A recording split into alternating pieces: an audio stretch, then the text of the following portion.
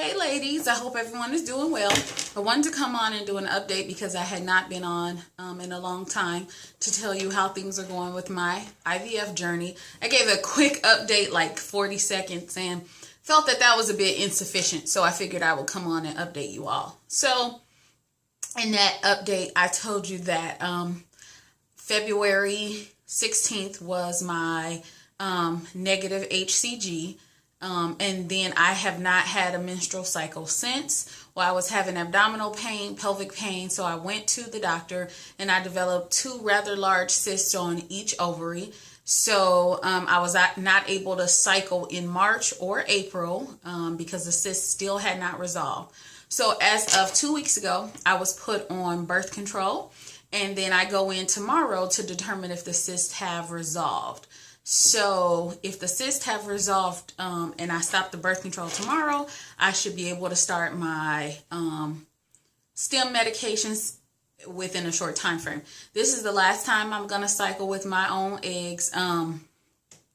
We spent a lot of money on fertility procedures, and we're just going to take a break from it all. So we're going to try with my own eggs, and if that doesn't work, we'll be in discussions. Ann and I will be in discussions about what we're going to do. So I feel kind of bad for him because he talks about how bad he wants a daughter. And it's not that I don't have faith to believe God is going to do it, but it's just like this has been an uphill battle. One of the most difficult challenges I faced thus far. So I'm just trusting in God, trusting the process. But I do feel bad for my husband because, I mean, when you're the person who is having the trouble, it just feels like, man, I'm robbing this guy of getting a child that he wants. And he doesn't express it in that way. That's just the way I think of it. Okay, so then I wanted to tell you ladies about the little shenanigans my doctor's office has been playing.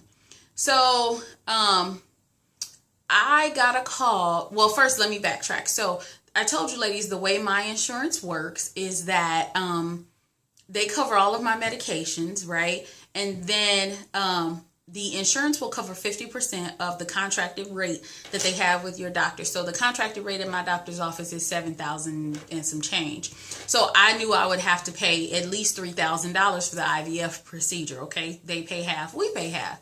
So I put the money aside because I'm a person who believes in paying my bills.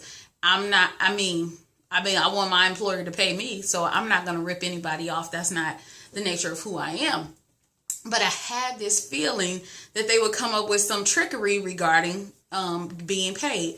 So I called the office. I called the lady who gets the prior authorization for your procedures, asked her what I needed to pay. I called the billing person, asked her what I needed to pay. They said, we're still working with Aetna to get the payment, so just don't pay anything. So 2 weeks ago, and I've asked them, because that was February, I've asked them multiple times what I need to pay. When I go to the front desk to check out, they say, don't worry about it. There's a note on your chart that says so-and-so is working with your insurance. So I got a call 2 weeks ago from somebody saying they were the IVF financial coordinator and that I owed $2,400 and the doctor won't see me until the payment has been received. So I politely returned that call and left a voicemail, and I was not pleasant. I didn't use any foul language or anything, but I made it plain that I had contacted this office multiple times. I've been told repeatedly not to pay anything. They're working with my insurance. They don't have the patient balance, blah, blah, blah, blah, blah. And I said, you call me suggesting that I'm a common thief and that I failed to pay the physician his money. Oh, I was in rare form. Then I hung up, called my IVF nurse, and went off on that voicemail too. So the next morning, and I hate that she got the message because she's like the kindest person. I thought it was going to be the other IVF nurse who was a little rough around the edges, but that's the way it worked out. So she called and she was apologetic and saying, no, the doctor will see you Monday for your ovarian cyst. So I went in and he looked guilty too. He's like, how you doing, kiddo? Let's check on your cyst. Don't patronize me. You guys are acting like I'm a common thief. So what I did was I had them tell me how much money was the patient responsibility outside of whatever is pending with the insurance so I could pay it. I made those 2 payments. But the strange part is I made the payments And now I get this statement.